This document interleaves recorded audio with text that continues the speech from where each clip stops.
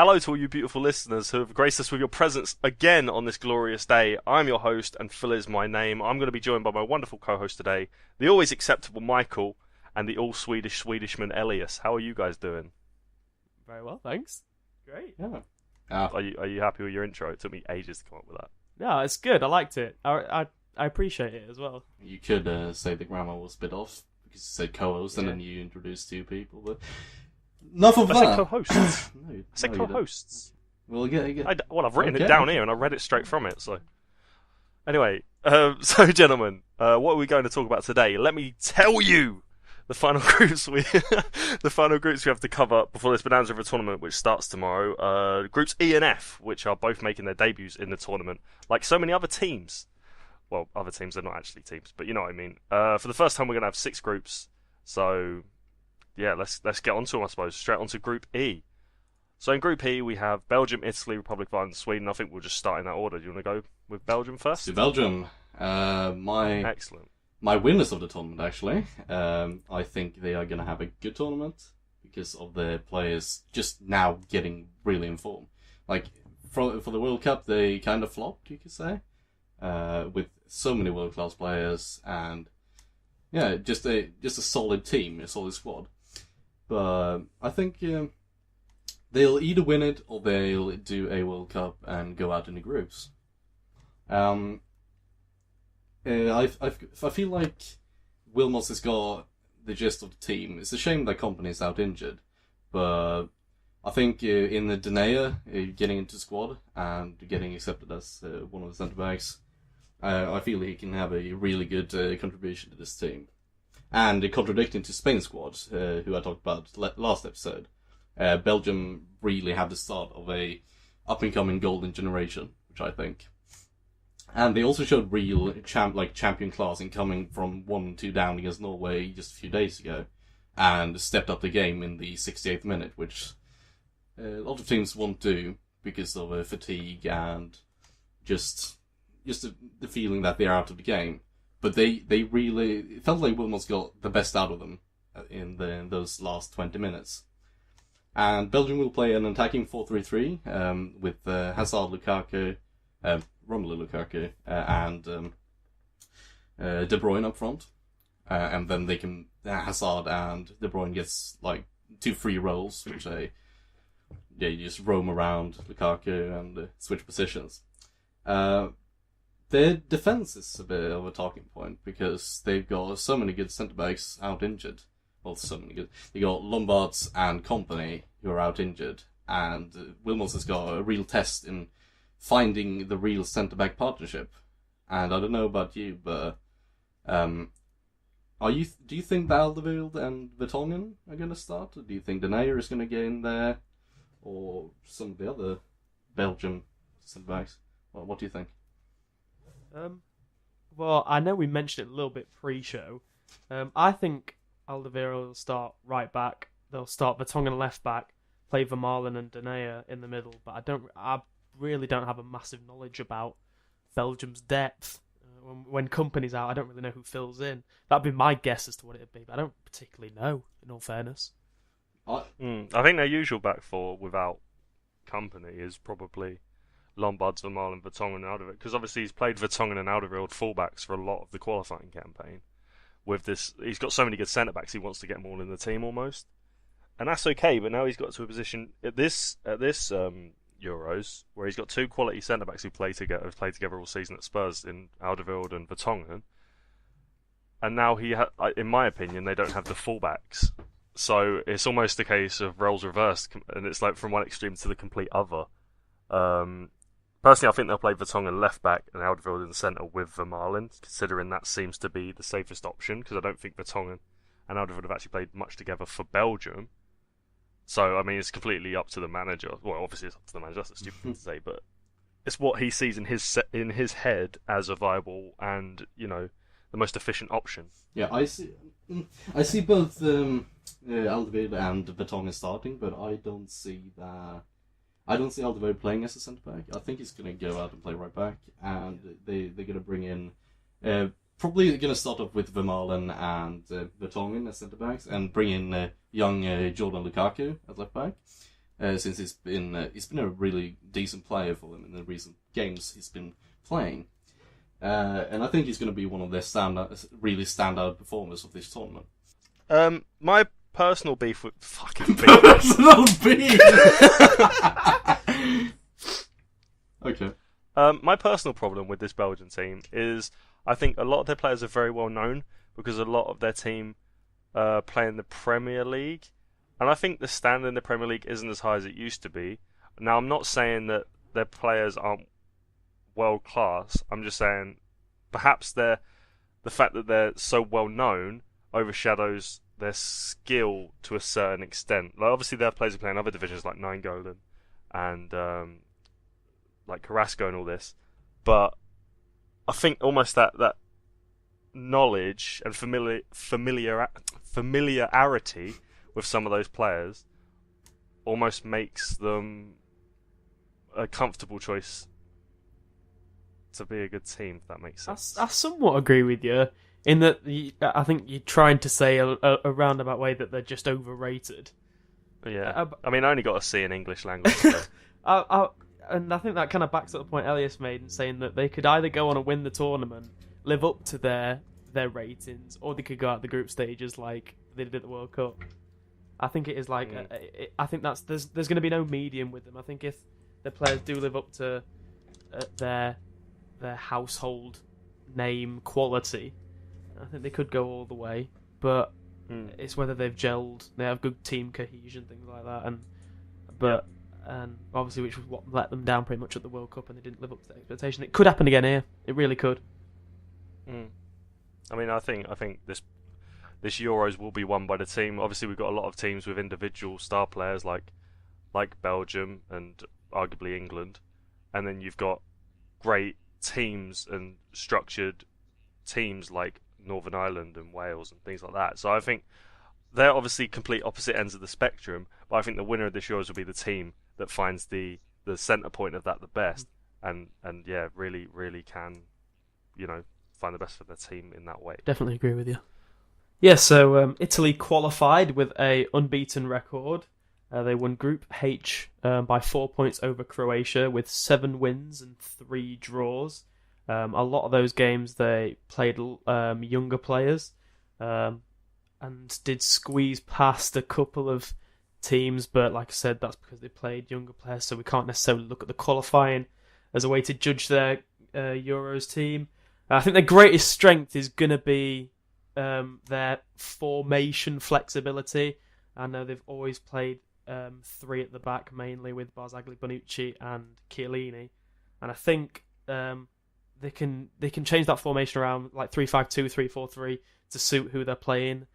They can expose the weaknesses of their opponents. I think that's mainly what I believe their strength is as a team, because I think they struggle to have an individual in that team that's going to stick out and win them games.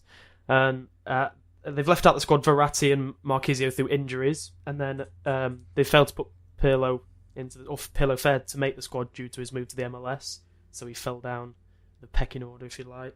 So it probably limits them to using a 3-5-2, which they've used in their past 2 friendlies against Scotland and I can't remember who the other one was against.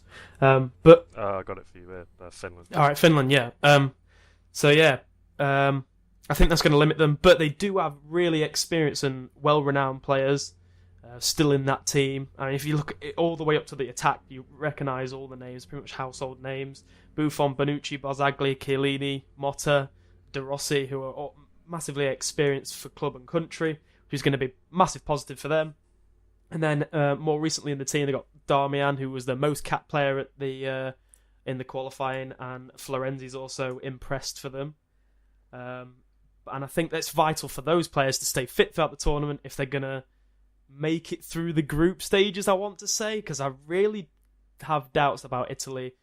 Never mind winning the tournament, but even making it out of this group, because I think we can all agree that this is a really tough group to make it out of, and there's a lot of teams that could definitely cause Italy problems. So I think it's essential that Darmian stays fit, given that he's played the most games for Italy recently. Chiellini and Florenzi, Barzagli, I think all those players have to stay fit and have to play particularly well for Italy to succeed. And their biggest weakness is the fact that they have no goal scorer. They'll probably start Graziano Pella, who has fallen down the pecking order at Southampton. He's not had much playing time, and he's a target man, which not necessarily is a natural goal scorer, even though he's obviously he did end the season. Yeah, he did end the season well, but if you look at the record in qualifying, not necessarily proven that for his country yet.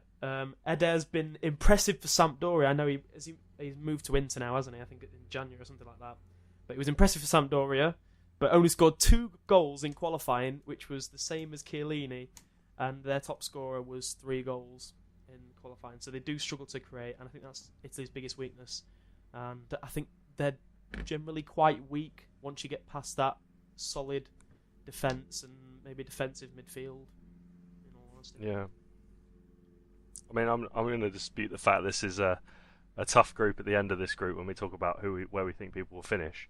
But I actually think it's interesting what you said about the star players and the lack of them, because you look at Italy through the years. Obviously, they've had generations with Del Piero and like Totti. Then you go back further, like all the teams that are doing well in Serie A, like Juventus and Roma. Obviously, you had Totti and Del Piero, like I just said. And then you go to almost the generation before, the same sort of generation. You had sort of Inzaghi and stuff for AC Milan and Pirlo. So I think the fact that Juventus' best player now is like Pogba, and Napoli finished second. Obviously, Higuain.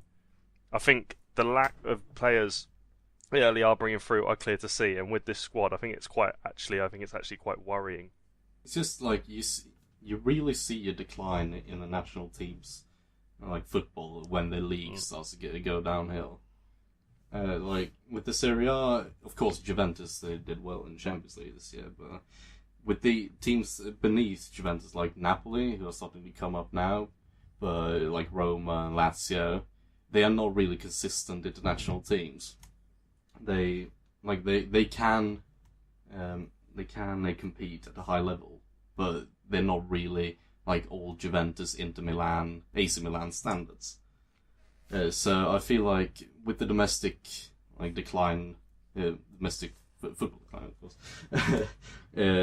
I feel like they still have talents, but most younger players, they move to either England or Spain to continue the football development. They won't stay in Italy, and I think that's the problem. Yeah, I think when you look at their younger players as well, players that have done well in under-21 tournaments. I mean, El Shaarawy hasn't lived up to the hype that he had. Insigne's the sort of the same, and has arguably been moulded into a different player than he was when I think he lit a light one under-21 competition ages ago. I can't even remember. Yeah, I think they're in a position where they're gonna really struggle for the next few international competitions, not just this one. Yeah, and there's also people like Immobile, of course, had a big move to Dortmund, and then he's completely fizzled out, and I think he's at Torino now, and it's just back. And that just shows really the decline of the league, that a player can move away from Torino, get a big move to Dortmund, moved on to Sevilla, and now he's just back there. It shows that the league is almost that's their level, and it shows that it does show that the league is a lot worse off. And I think that's, like you said, I think that contributes to the fact that the national team's on a decline as well. I think there's quite an interesting narrative here actually when we go back to if we go to the Premier League, and obviously Conte is going to be in charge for this competition for Italy. I think it's going to be interesting to see if Italy's performance in this competition affect, for example, the funds he gets at Chelsea. I think that'll be quite interesting if they do poorly, if he's not backed as much. Obviously, that's slightly silly, but it would be interesting to see if that is affected, because football is a fickle sport as much as we love it. You know, opinions too. Roman Abramovich is a fickle man. I don't dare comment on that. You've got men listening everywhere. So, Group E, next team, Republic of Ireland will go. Republic of Ireland. I mean, they've had some disappointing run-outs in the last few international tournaments. I think it was the last Euros where they got really heavily criticised. And I think that's going to actually kick them. I think that's actually going to cause them a big problem, because I think they're actually going to have a real go at this tournament. although Martin O'Neill is their manager and he's a very conservative manager, he has just been offered a new 2-year deal, him and Roy Keane actually. And I think we could see fire under the bellies of these Irish players, and I could see them going for goals. And I actually think that's going to bite them in the backside, and I think they're going to really struggle in this competition. So we'll look at their goal scoring options. Obviously, they have Shane Long, who has done very well since he's moved to Southampton and in the Premier League, and he's actually scored quite a few goals for Ireland. We've got Jonathan Walters, who is a problem wherever he goes, and Robbie Keane is the main man, although he's getting on a bit now. I'm not actually sure how many games he will start. But I think Ireland, they're going to... Oh, man. I mean, when I said this group wasn't the group of death, it was referring to the fact that I think Ireland are just going to fall flat on their faces and possibly get 0 points in this group. And with the new third place rule, I actually think all three of those bigger teams will probably go through to the next round. I mean, I don't know what you guys think about that. Yeah, I saw Ireland a few times playing 2015, I think, against Sweden, and they don't look as strong as they used to. Like, when you think of Ireland, you think of that unit, that like fighting mentality. You think of Robbie Keane scoring in every single game he plays, but it feels like they lack, like you said, like they lack some motivation. I don't know. Yeah. I don't know why, but it just feels like they've lost the game plan. I mean, it's quite worrying when you look through their squad and you look at all the players who have had quite poor seasons, really. I mean, they've got Kieran Clark, obviously, with Villa. Seamus Coleman. Everton obviously didn't have a great season. You got John O'Shea, who I don't even think got in the Sunderland team at the end of the season. James McLean, West Brom weren't exactly amazing. I think probably the most informed player you've got there is either Shane Long. I mean, Robbie Brady was playing well. I think it was at Hull or Norwich. I can't really remember. I think it's Norwich, actually. And I think he was playing quite well towards the end of the season. But I think when you look at this team as individuals, they're not as good as they used to be, Ireland. Because obviously they had a Robbie Keane in his prime. And obviously they had players like Roy Keane. And obviously a younger John O'Shea when he was good. Damien Duff. And the younger Shay Given. Yeah. Damien Duff as well. And I think this team is going to really struggle this year. I think they're actually... It's going to be interesting to see who goes further out of them and Northern Ireland, as a little bit of a side note. And I'd probably back Northern Ireland out of the two. But I think this Republic of Ireland team may push for goals to try and please their fans. But I think it will be to their detriment. I think they'll actually probably fall flat on their faces because I don't think they've got a very good defence and I don't think they've got a very good attack either. And I mean, they got through. I mean, I'm not really sure how they did it. They beat Bosnia in the playoffs over 2 legs, which was a great performance by them, and it took everyone by surprise. And No, I think I definitely agree with you, and I think that they could really struggle to pick up any points at all. I don't necessarily think they'll be a pushover. I think they'll be harder to beat than you say, and I don't know whether they will come out to attack quite as rough as you make it out to be. I think they'll still be a really hard team to break down, but I think they'll lose their games. I don't think they'll have the quality to possibly pick up any points. But I don't think they'll be a rollover of a team, and they could pick up a draw against maybe Italy or Sweden.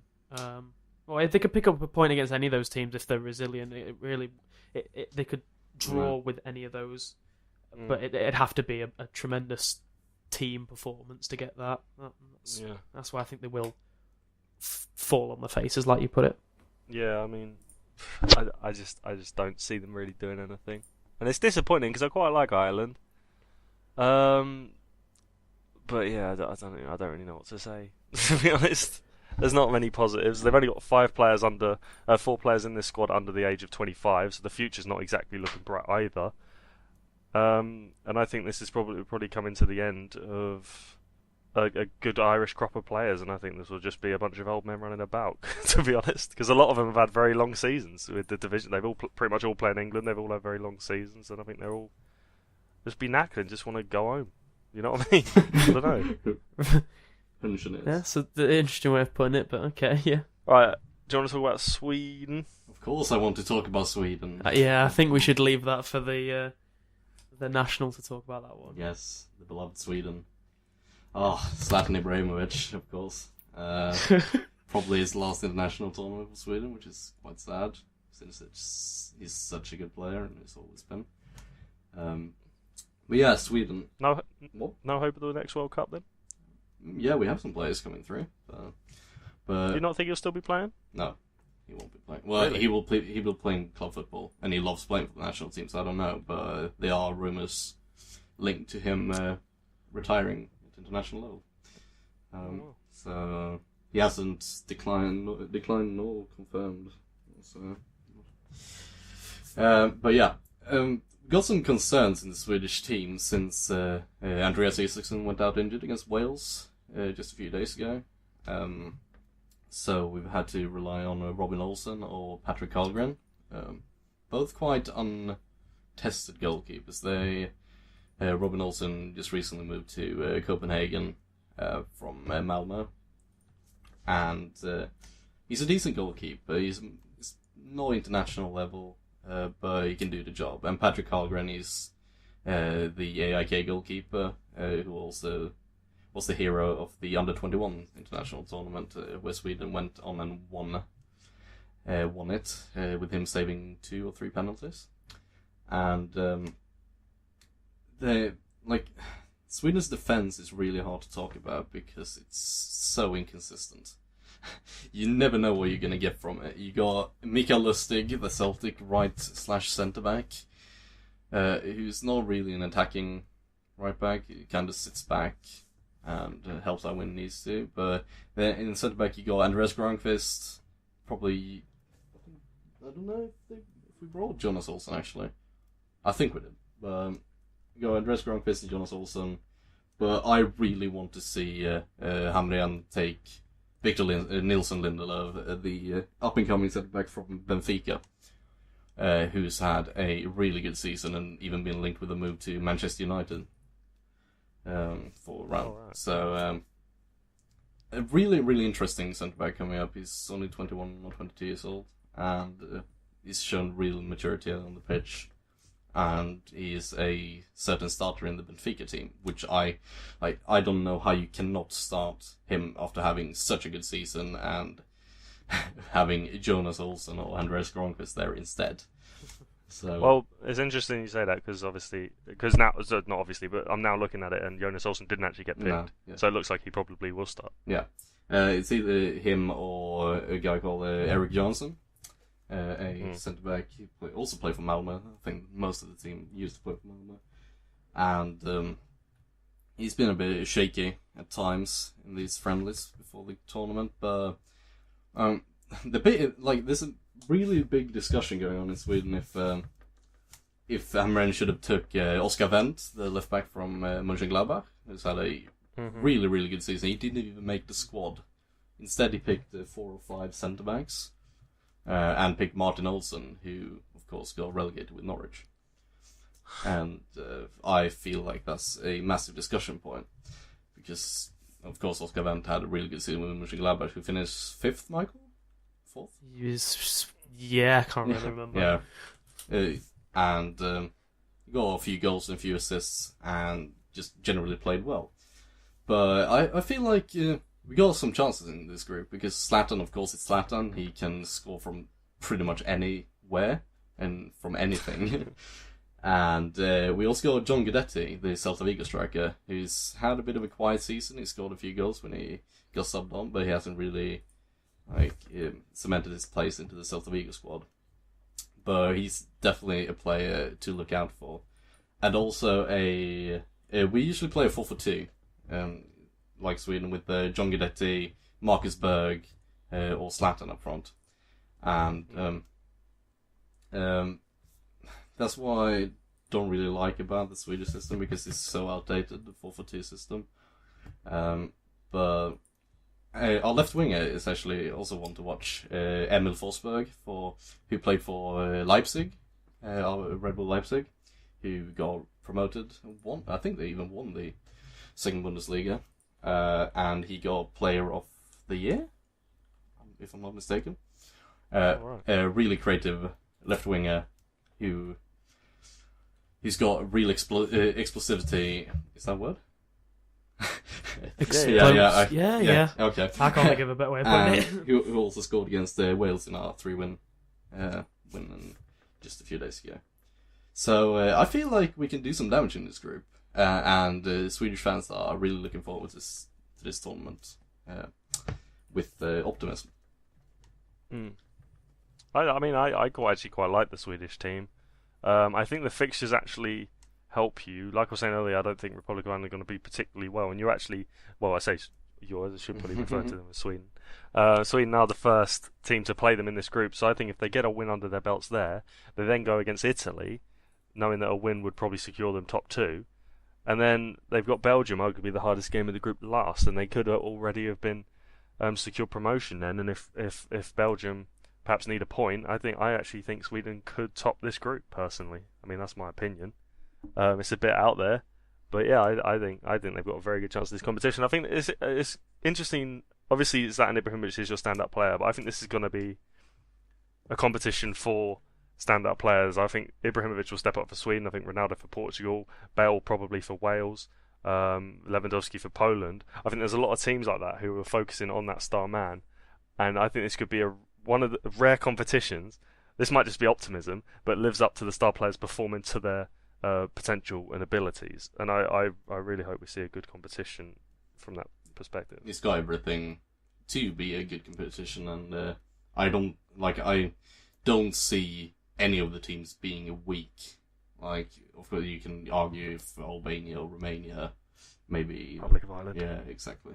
Ireland, it's been trashing for a bit, but I feel like I'm sorry, Irish listeners. I feel like this is probably going to work out as one of the best tournaments in a while. Yeah, I agree, and I agree with what you were saying about Sweden having a really good chance of never mind getting through the group, but then advancing into further stages of the tournament. They do have a really well-rounded squad, and I think we talked about players that could necessarily be not necessarily one-man teams, but play around those key players. I think Ibrahimovic referred to as one of them, but I think Sweden have a good backup squad around him as well, that kind of add to the fact that Ibrahimovic is a world-class player. So yeah, I think you should be hopeful, and I think Swedish fans could be very hopeful as well, like you said, because you do have a really good squad for the tournament, and you put some good results in recently, so I think you got a good chance. So what do we think for this group then? Obviously, I've said Sweden top. I probably think it's going to be Sweden, Belgium, Italy, and then Republic of Ireland bottom, and Italy probably go through as one of the better third-place teams. What are your guys' opinions on how this group's going to finish? I'm a bit conflicting with the second place, as you probably have heard for this show. But I think it's either going to be Sweden or Italy in second, and I think Belgium are going to win the group, and Ireland are going to go out last. But if Sweden, I'm going to refer this to Sweden. If Sweden get a good start of we beat them Italy before with the worst squads, and I think that I'm gonna change my mind, and I'm gonna take Sweden as second and Italy third. Yeah, I agree with Elias. What he firstly said in that I think second place is between Italy and Sweden. I would have swung completely towards Sweden being second. I think it really does depend on the Italy-Sweden game, who probably comes second. And Belgium to top the group, obviously, and Ireland, I think, will also finish last. So yeah, I'd probably go Belgium, Sweden, Italy, Ireland. Okay, so I think who have we put out of this competition so far? I think we put Albania out. So we put out Albania, pretty much all agreed on Slovakia going out. We all agreed on Northern Ireland going out, all agreed on Czech Republic going out. And I think we've all agreed on Republic of Ireland going out as well. I'll ask you after we finish all the groups, who do you think the worst two third place teams will be, and we'll figure out all 8 teams who we think will go out. But first of all, we need to finish the final group. That is Group F, and we'll start off with Austria. Austria, have a very good qualifying campaign. So Austria, who won the group, 28 points. Who Sweden always get in their qualifying groups for every single tournament. Who we always get beat by. But yeah. Austria are a really, really attacking team, and it's really interesting to see them play, because they seem to have, they don't really have that, like, they got Alaba, of course, as a star player, and probably their best ever player, arguably. and he's still only 23 years old and just massively experienced, which is ridiculous. But also Mark Janka, who scored how many goals, Phil, in the qualifying? Yeah, qualifying. I swear you said this yesterday. No, I don't think it was. Loads. But I think he had like 8 goals, like upcoming to the Oh, start. sorry, yeah, it was seven goals. Yeah, 7 goals. Yeah, exactly. Just a 34-year-old tired man who never really been he went to Porto for a while, I think, but he hasn't really been in international football. But for Austria's national team, he's been a ridiculous player, and also a player that I admire with his work rate and his headband Harnik, of course, Martin Harnik, a player that has always struck Sweden when we least need it.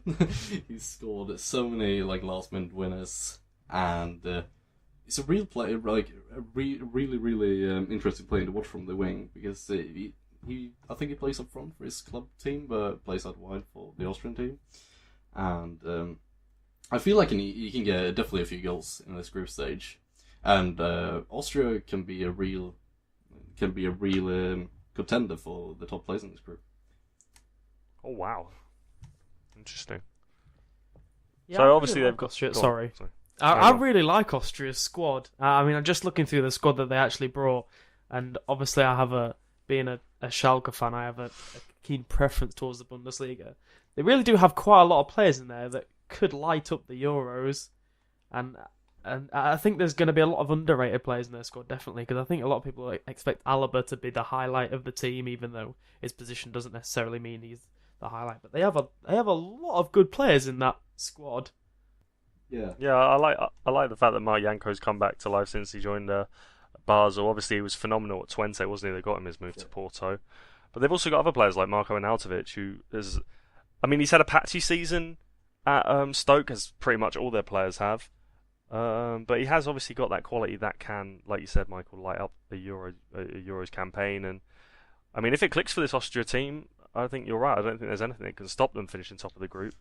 But it all has to click in a very specific way for them to really do something in this tournament. Yeah, I think they have a lot of. I'm just going to go through a few of the players just to back up my point. Like, they have a lot of young players in this team, also really good. They have Kevin Wimmer, who's been in and out of the Spurs team. He came in for Vertonghen, and obviously had a brilliant defensive record when he came in to cover that injury. They've got Baumgartlinger, who had a superb season for Mainz this year. And then you can even look as far as the young striker Sabitzer, I think it's pronounced, who's obviously Leipzig finished second in the league this year. He didn't have he wasn't an outstanding player for them, but I think he pretty much started every game for them. And yeah, they just have a lot of players that could really change this tournament. And of course, Alexander Schopf, who's recently moved to Schalke, Januzovic, who's at Werder Bremen, even though they didn't have a great season. But yeah, they do have the potential to. I think Elias said they could maybe top the group. I kind of want to agree, but at the same time, I think there's a lot of strong competitors in this group along with them. Yeah, this is a very interesting group. I think there's a lot of underestimated teams in this group. So Austria obviously had a great campaign in qualifying with their undefeated record. Another team with a fantastic qualifying campaign was Portugal. Yeah, so Portugal only lost the one game in the smallest of the qualifying groups, which was their first game. They won every single game after that, but they only finished with a goal difference of +6 because they won every single game that they won, not excluding the first game, obviously, by 1 goal. So impressive. I really wanted to bring up the discussion, are Portugal a one-man team with Ronaldo? I was desperate to argue against it and back it up with all the brilliant Portuguese players there is. Especially when he only scored 5 out of the 11 goals that they scored in the qualifying, which I think is a little bit disappointing on a side note. But without Ronaldo, they would have pretty much dropped 4 points, I think. Safe to say. I mean, he scored a hat-trick against Armenia when they won 3-2, and then scored a 95th minute winner against Denmark. And then, of course, we saw the friendly against England where I know Bruno Alves got sent off relatively early in the game, but Ronaldo wasn't playing and Portugal looked really flat without him. They didn't look threatening particularly. But they do have some household names in Eliseo. Well, I guess you could call Eliseo a household name. Bruno Alves, Pepe, both Carvalhos, Ricardo and William.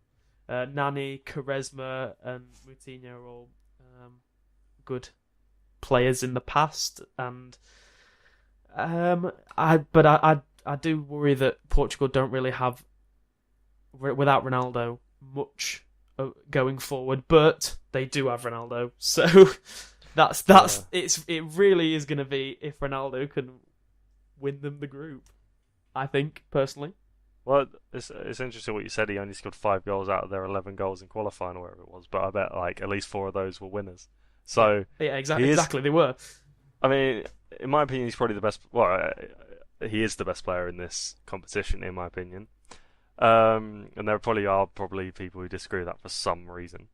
But I think this probably will be the international campaign where he drags something out of it for Portugal, because obviously he hasn't really had one of those so far. It's probably the only thing he hasn't achieved, a good international tournament in his career.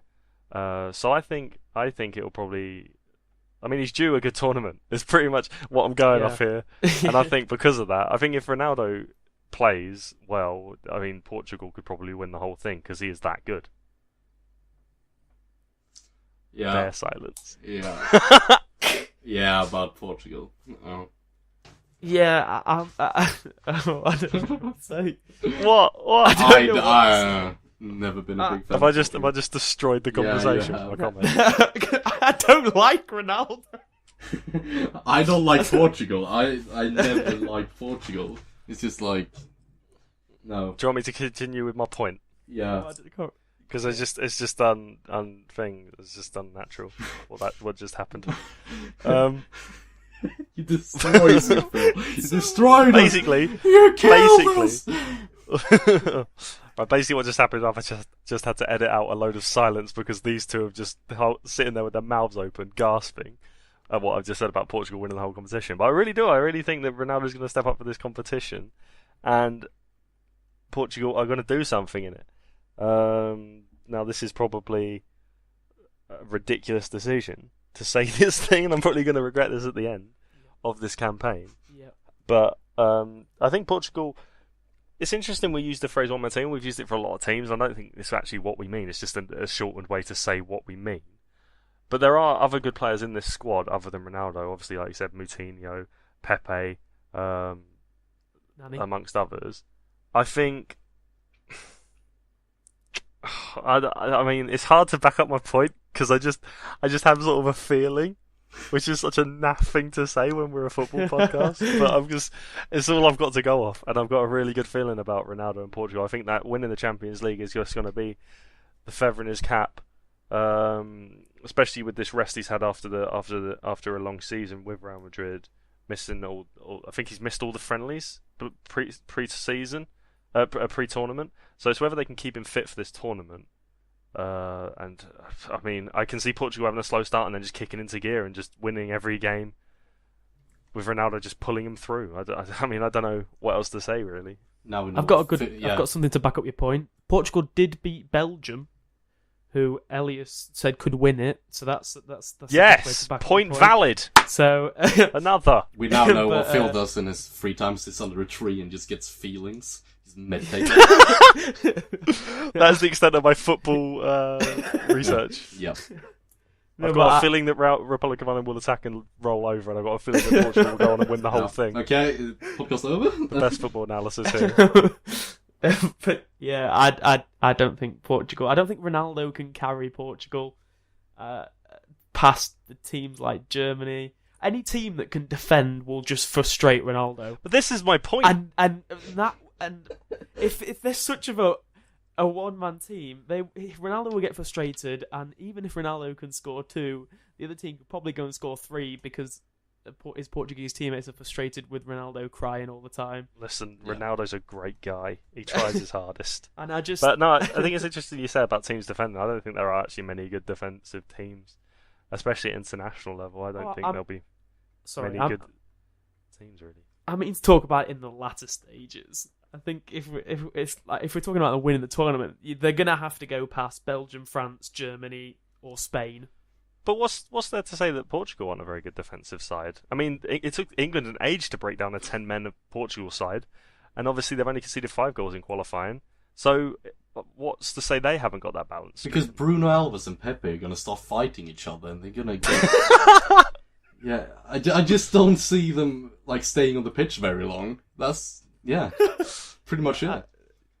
No, I can agree. I get where he's coming from with that. In-depth football chat. Right, do you want to move on to Hungary? Yeah, sure. Because the fans are hungry for knowledge. Wow.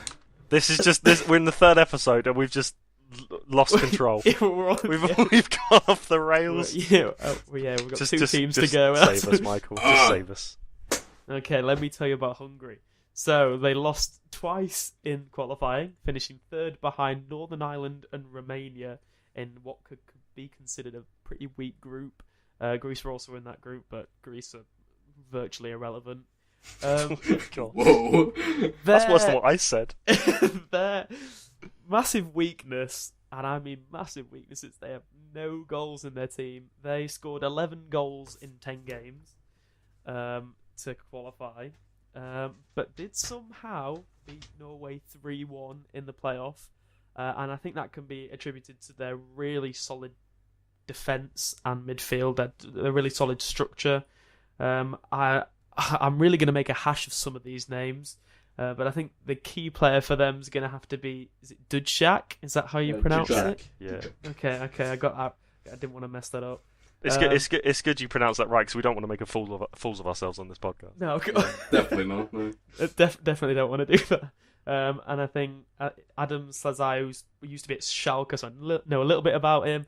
He's not really a great striker, doesn't really contribute much, doesn't score many goals, and pretty much just sat on the bench for most of his Schalke career. And then you've got Priskin, who did score I think he scored a wonder goal in the playoff. I think he's got like a 30-yard, really good goal in the playoffs. Thunderbastard. Yeah. So, they did. I think, was it Germany they played the other day, and they lost 2-0. They lost, yeah. So I think we talked about the Germany game being a bit dull. Yeah. Germany didn't show much attacking creativity, really. And I guess you could probably credit the Hungarian defence, but also in that game, you could never say that Hungary looked like they were ever going to win that game. I think that's pretty much going to sum up what their tournament's going to be like. They might not necessarily have bad performances defensively, but I think they'll really struggle to score goals. And we talk about the other teams in the tournament that have that one standout player. Hungary are without that, and they don't have anyone that can really score goals in that team. And I think the 11 goals in 10 games will definitely reflect their Euros performance. I know they've got a young midfield. I don't think he's going to start. I only know this because of a bit of Bundesliga knowledge that I have. Klein Heisler, plays for Werder Bremen, and he's known in Hungary. I just saw his name pop up, and he's known in Hungary as the young Scholes. But I don't think he'll even start. I don't think he'll even start for Hungary, and he didn't really get much game time at all for Werder Bremen. I think it was like less than 200 hours of. 200 minutes. 200 minutes of game time for Werder. So I think Hungary are going to be really poor at this tournament, attacking wise. I don't think they'll necessarily get through the group, but they could maybe, like they did with the playoff, get a 3-1 win against Norway. They could do it to some of these other teams. I don't think it's a particularly good endorsement being named after an English player if you play in Germany, but that's one. Yeah. That's well, I think that's probably because of his strawberry blonde hair colour. And he is renowned for being a harder tackler, but I think that's probably something Hungarians are holding on to due to their lack of youth talent. I'll say. Yeah, I'm sorry, but you said this team hasn't got any goals in them. They got Sultan Gera. They have Sultan Gera. Oh my goodness me. Yes, I am so looking forward to seeing him play again. Does he even play for a club anymore? He plays for Ferencváros, or whatever they call in. I can't even. Is that in the Hungarian league? It is. Oh, okay. Yeah, it is in the Hungarian league.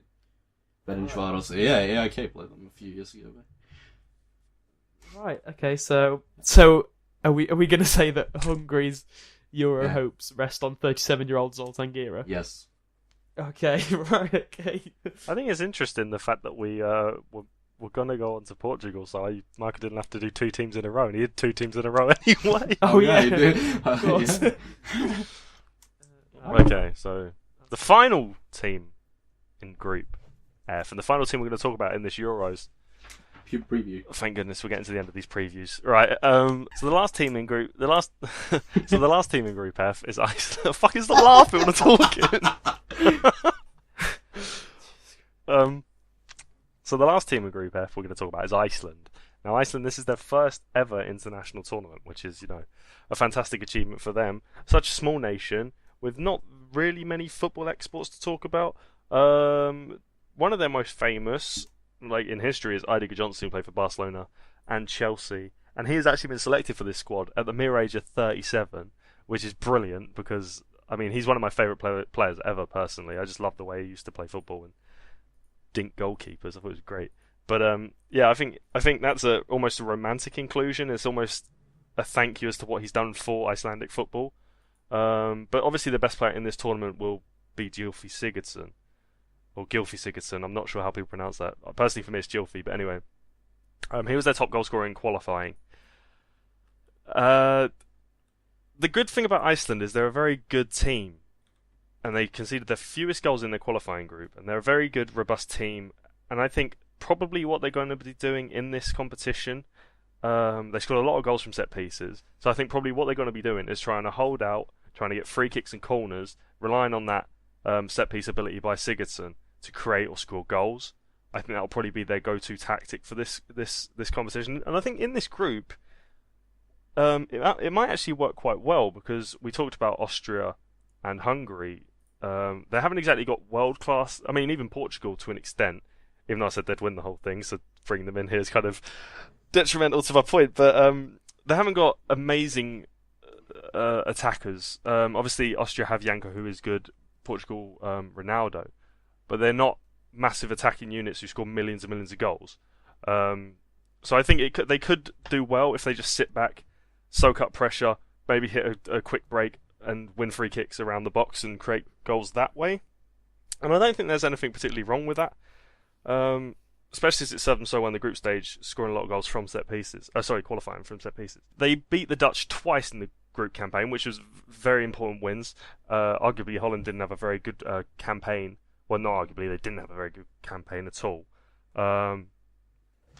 But obviously, if those wins were the other way around, Iceland wouldn't have actually won this group. So got through in this qualifying group. So I think they've done very well to get here. They are deserving of being here, and I think it's going to be very difficult for them to get to an international tournament again.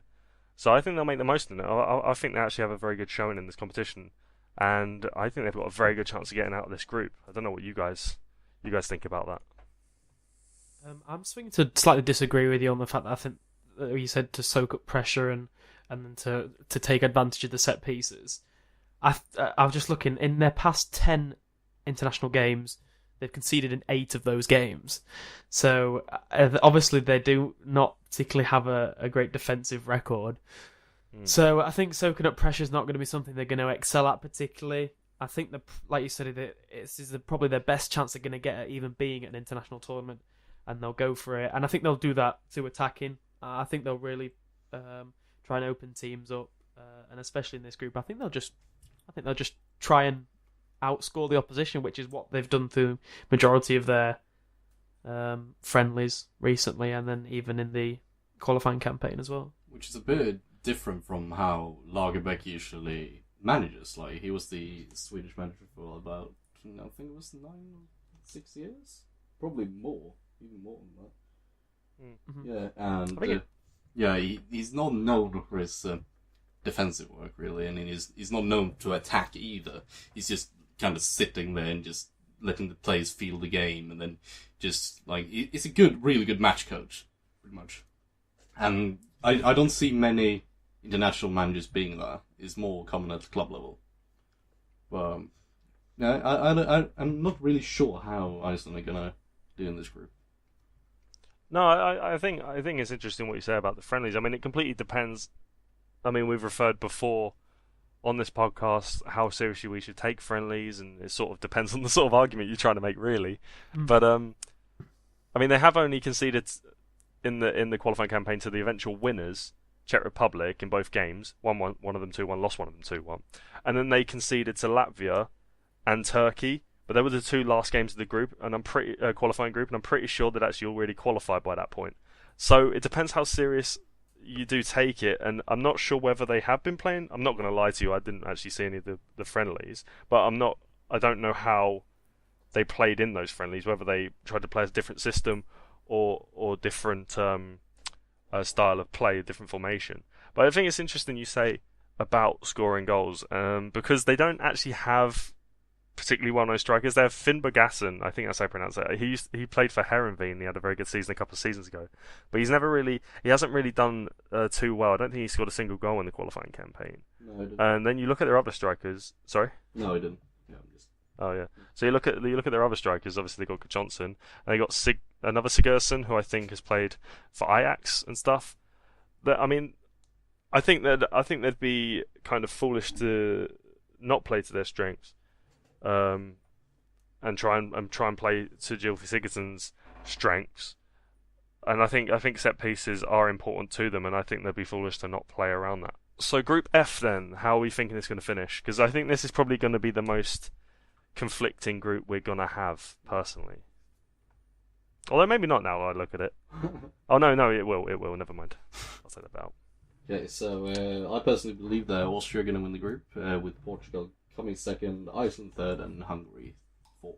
I'm going to say Portugal will win the group. And then Austria will come second, Iceland third, and Hungary fourth. I'm actually going to agree with Michael. Although I don't know how many points you think Iceland is actually going to get from this group, because I think they'll probably be very close, and I think they'll probably get through in one of those third place spots. Mm-hmm.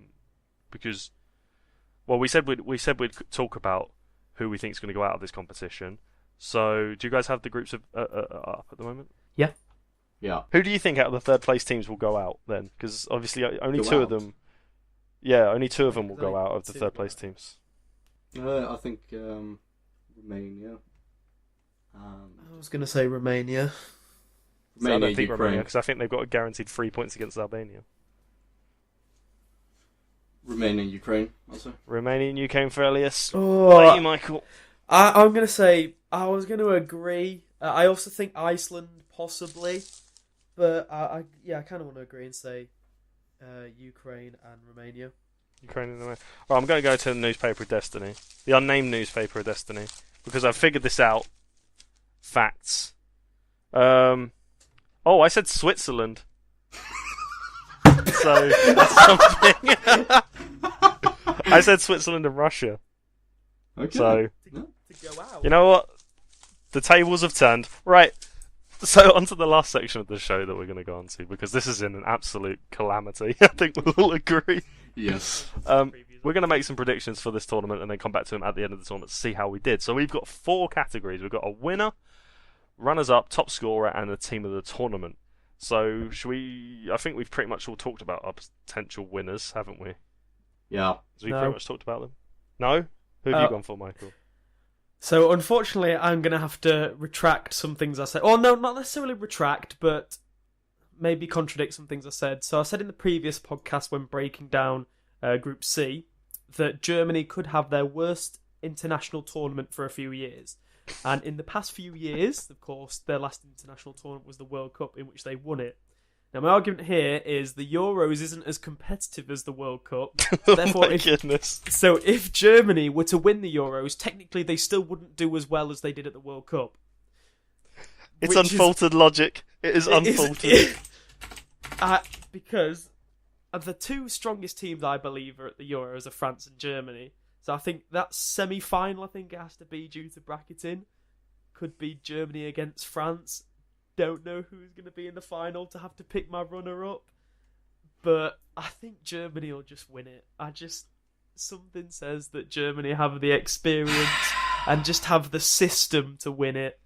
And I can't back down from that, even after saying the other day that they look Even though you quite backed down poor. from your other point. Yeah, I just can't not picture Germany winning it. Just because I can't picture France winning it, who I think are the second strongest team, and I think they'll be in a semi-final. And as I've said a few times, I think Belgium are gonna win it because I think they got the squad for it. I think Wilmans is a brilliant manager, and I think they got the players in form to do it. And they're gonna play England in the final, which is a big statement. Wow. Because I think England are gonna do really well with all the reinforced players as well. And the top scorer of the tournament is going to be Romelu Lukaku. Oh, well, we haven't got there yet. But okay. All right, so Elias has done his top scorer as Lukaku, and his winner as Belgium, runner-up England. Michael has done winners Germany, runners-up unknown. Unknown, probably England or Belgium. Okay, well, you can't have Belgium. I suppose you can. It doesn't matter. Top scorer, Michael? As to support my logic of Germany winning the Euros, I'm going to go with Thomas Muller as top scorer. Excellent. Now, I said that I think Portugal would win it. I'm not going to say that anymore. I'm going to say that I think France winning it. That's fine. I'm going to say that France are going to win it on penalties against Portugal in the final. My top scorer is going to be Olivier Giroud. Oh, God. Very specific. He's very good for France. So, team of the tournament. Who have we got for goalkeepers then, boys? Well, are we going to do it like that? Well, I got Courtois in goal. Courtois. I have David De Gea. David De Gea? Does he even Yep. play for Spain? Well, it's SES or De Gea, so... Okay, well, I'm going to go with... what's his first name? I'm going to go with Hugo Lloris. Oh my! Oh wow! I thought his name was Victor. Wow! I thought his name was fan Victor couldn't remember Lloris. I thought his name was Victor. Victor Lloris. Okay. Okay, so I'm going to go in goal. Lloris. Okay, I'm just going to put that in. Right, have we all got a back four or anyone got a back three? Or should we just go through our defences? I think we should Just go through the defences. Yeah. And I'll kick off. You kick off. At right back, I have Toby Alderweireld. I think he'll have a strong tournament, continuing his form from his season with Tottenham. Then I've put in Chiellini because we were saying when we were talking about a team of the tournament, we were going to base it on who gets in the team of the tournament, and I think Chiellini will probably stand out massively for Italy, even if they don't have a good campaign. He did score 2 goals in the qualifying, which was the second top scorer for Italy in the qualifying. So I think he'll probably be a massive goal threat, and that's the reason I've put him in. Ramos I've put in because Ramos is pretty much the same for Spain as Chiellini is for Italy. He's a massive personality, and he's great from set pieces. And then at left back, although I know people are going to say David Alaba doesn't play left back for Austria, I've put David Alaba at left back in my team of the tournament just to fit him in. Okay. Yeah, this is the official UEFA team of the tournament we're going to go by the way. And also, it doesn't matter where they are as long as they're in the team. So if Alderweireld's centre back or Alaba's centre midfield, it doesn't really matter as long as they're in there. Yeah. Or if De Gea even starts. Thanks. Yes. That's my risky one. You want to go next, Elias? Yeah, I'll go next. So I've got Darius Arna as my right back because I think he's going to score. I'm going to say 2 free kicks this tournament. Probably both in the group stage, if they don't go through, of course. But and I've got Koscielny, because I think he's going to have a strong tournament for France. He's been looking good for Arsenal. And I got Alderweireld as well, as a centre-back. Yeah. And I got the player I was praising before, Jordan Lukaku, as my left-back, who I think is going to be an outstanding player in this tournament. Okay, well, I've got the correct back four of Sanya right back. Centre backs will be Pepe and Ashley Williams, and the left back will be Patrice Evra. I'm not going to go into why because I don't think we have time. Midfields. Okay. Michael. Shall I start then? I've put Sami Khedira in my good pick. in the CDM role. I've also gone for Dele Alli because I also think he's going to continue his Tottenham form, and I think he'll be a massive stand-up player for England. Paul Pogba I've gone for as well That's a good pick because as well. I actually really like Paul Pogba and Kevin De Bruyne. It's my last midfielder. That's Want to fair. go next, Ellis? Yeah, I've got Cristiano Ronaldo. Got Wayne Rooney. It's a bit of a controversial pick since he hasn't had the best of seasons for Manchester United, but I think he's And in still cutting midfield it. as well. Yeah, I think he can really do for England this tournament, and he's always been a big tournament player. I got Paul Pogba and Eden Hazard.